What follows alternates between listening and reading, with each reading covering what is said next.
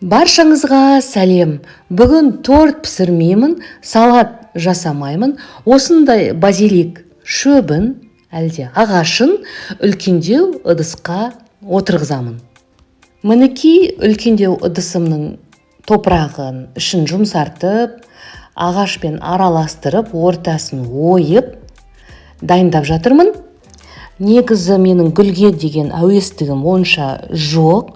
Ешқашан бұлай гүл отырғызып көрмегенмін. Бірақ салат, торт пісіргенге осындай базилик, мята үйде болғаны дұрыс екен. Сондықтан да бірінші рет жасауым, енді көрейік қалай шығады, мен қалай отырғызамын. Сіздер де отырғызып көріңіздер. Егер де пайдаға асып жатса, онда мағанда тіркеліп, лайк басып, комментария сұрақтарыңыз болса, жаза отырыңыздар.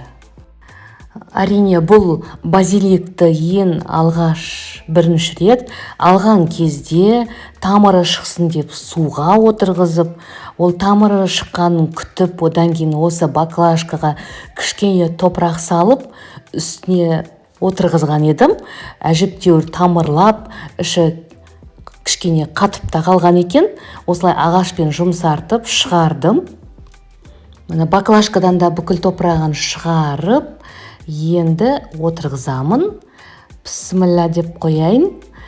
Енді осы отырғызған базилик шөбім, жасап жатқан салатыма, жасап жатқан сусындарыма пайдасы тиіп, дәмді болып, берекелі шөп болсын деп отырғызып, мінекей суында құйып жатырмын.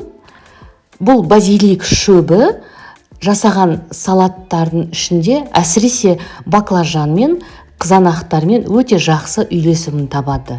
Мінекей мен отырғызып болдым шөбімді, енді күннің сәулесіне түсіп тұрсын деп терезенің алдында осылай тұрады.